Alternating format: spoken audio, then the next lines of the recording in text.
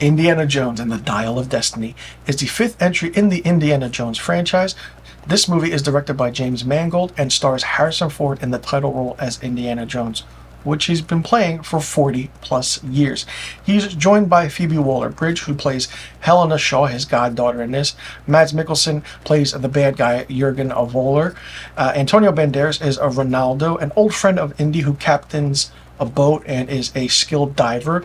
And John Rhys Davies returns as Sala. Toby Jones is Basil Shaw, Helena Shaw's father. And Boyd Albrook is Calber, Volver's kind of right-hand man. The movie is set in 1944 and in 1969. Now, in 1944, where the movie starts off, it's during the Allied liberation of Europe during World War II. Indiana Jones and his colleague Basil Shaw are archaeologists looking for the staff or the lance that pierced Christ when he was crucified. A lot of things happening. Now, they find out that this lance is not what it says it's supposed to be, but they find something else, Archimedes' dial, or the Antikythera mechanism. Do your research about the Antikythera mechanism, because it's so fascinating that when they did show it in the trailers, I was really excited to see how that would work in an Indiana Jones movie. So there's this big 20 to 25 minute opening action sequence where Indiana Jones dresses up as a Nazi and kind of, has to get away from everything. And the action sequences are great. Now, it's a young version of Indiana Jones. It's a CGI face of Harrison Ford. But it looks so good that you couldn't tell that it was a younger version. There are some problems with the CGI in the opening sequence.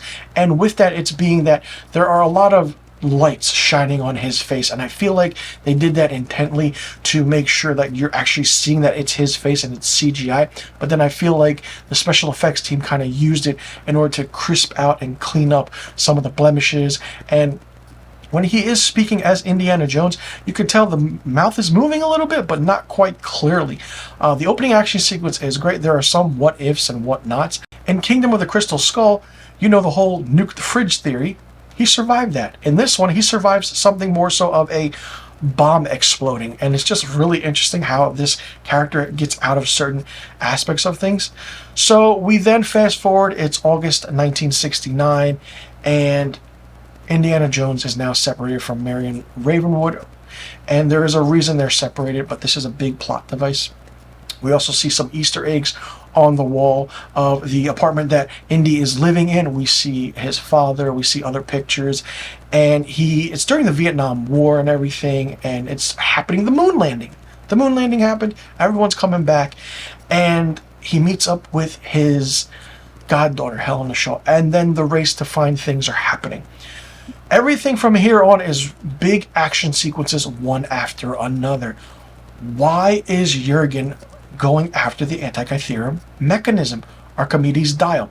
Now, Archimedes did not create the Antikythera mechanism. We don't know if he did. We don't know who did create it, because it was found in Greece. It wasn't found in Syracuse or Sicily, where, historians say. They just put these two stories together and it works. The big factor is that the action sequences are great. There are some downtime moments in this. The movie is close to 2 hours and 34 minutes long. It is really, really long. It's a very long movie. Probably the longest in the franchise. Now, I do want to say, if they cut out some kind of little bit of things, wouldn't be too bad. While Indy is on the run for certain reasons, he meets up with Sala, John Rhys Davies, which is great to see. I will say I wanted more of him, but the character of Sala is only in this movie for 3 scenes total, maybe 4, I could be wrong. Now, Phoebe Waller-Bridge as Helena is really, really good and interesting. She's quick with the remarks, she is snooty, she is sarcastic, and it just works really well with Harrison Ford's character of Indiana Jones. Mads Mikkelsen as Jurgen is something that could have been done and fleshed out a little bit more. The weakness of these Indiana Jones movies and the franchise is the villains. There hasn't been a threat in any of these Indiana Jones movies ever, and I feel like Mads Mikkelsen had that aspect of being, or who he is. He plays a former Nazi during World War II who has been hired by NASA and seeks to use the Apollo moon landing program for his own gain.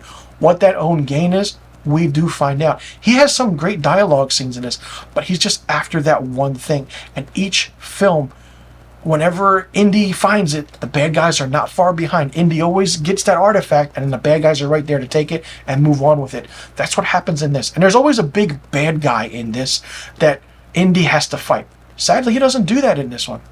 Now, there is a character of a young boy named Teddy, who in this movie is the version of Short Round from Temple of Doom. His character was okay. You know, some aspects didn't make any sense to it, but I felt like that character didn't need to be in it.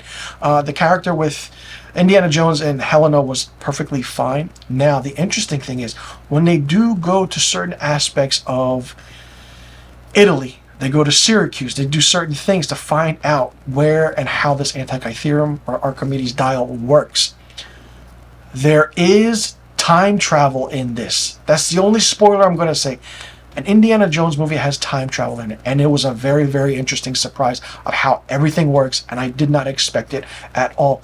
Then you kind of find out, like, okay, the Antikythera mechanism, or Archimedes dial, could it have been that? What is it? And we find out the reasoning why Jurgen, Mads Mikkelsen character, wants it. But then we also find out certain aspects of how everything's happening.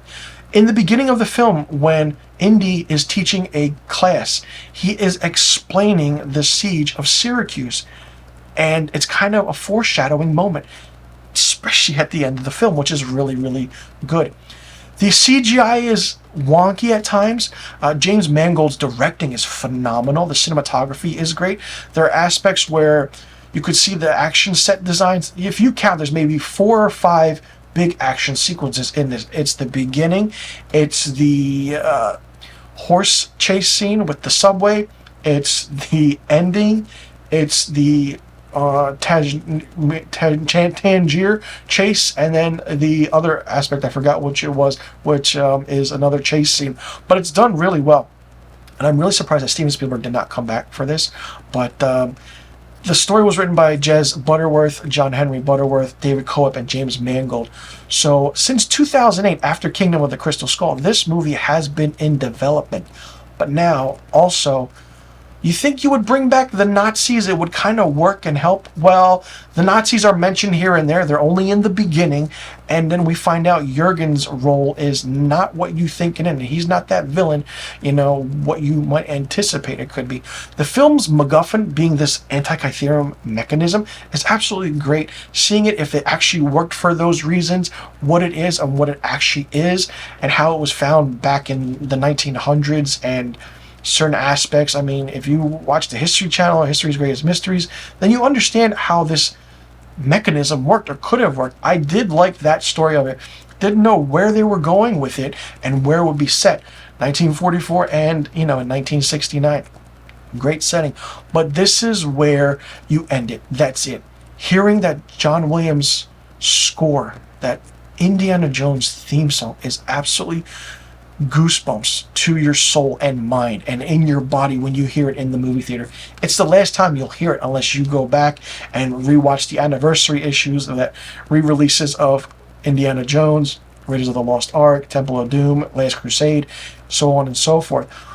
The movie is good, but like I said, it had flaws with the CGI, the runtime, and the fleshed out story of Jurgen Voller, who could have been done really, really better, but Mads Mikkelsen really is good. I mean, listen, Mads Mikkelsen is a phenomenal actor, and he's always playing those bad guys, and the aspect of seeing Easter eggs and other characters in this was great, and seeing little clips of certain aspects of it. The ending is fun. It's a nice homage to everything, and how the reminiscence of the conversation between Indy and Miriam on the boat during the events of Raiders of the Lost Ark is a nice touch.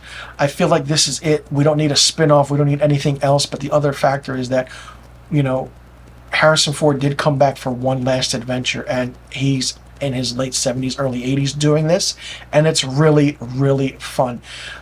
Listen, this was a great movie from start to finish. Like I said, it has its flaws. It's not perfect, but it's a fun adventure. If you're a fan of the franchise like me and grew up with it like me and sat down and watched it, you will enjoy this. Just go see it, enjoy it for that popcorn entertainment movie theater going experience. See it in IMAX. I saw it in IMAX. I absolutely loved it. And an adventure movie like this, an action adventure movie, should be seen on the big screen. And I mean, Harrison Ford has come back now as his role in Indiana Jones. He's played Han Solo. He's returned in Blade Runner. I mean, what more can he do? He's done it all. He's returned in the classic roles that he's played. Maybe one more time we can see him as Jack Ryan, but we'll see and we'll actually figure out what happens. For me, Indiana Jones and the Dial of Destiny gets 4 out of 5 stars. Let me know in the comment section below what you thought about Indiana Jones and the Dial of Destiny, the 5th entry in the Indiana Jones franchise. Did you like it? Did you not like it? What did you think of it? What did you think about the story? Do you think there could have been some differences? What did you think about the MacGuffin being the Antikythera mechanism or the Archimedes dial? Did you like that ending sequence of things happening in the events? And where do you see this franchise going? Or do you think that's it? Harrison Ford will, hang up his hat and the whip from here on out. And how do you think Mads Mikkelsen did as the villain Jurgen Voller? And do you think Phoebe Waller-Bridge, fit in perfectly with this universe? And do you want to see a spin-off of this franchise? If not, tell me why and leave it at that.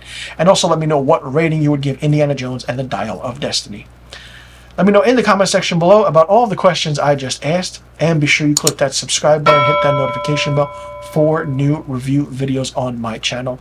I will see you all in the next review video, and thank you for tuning in.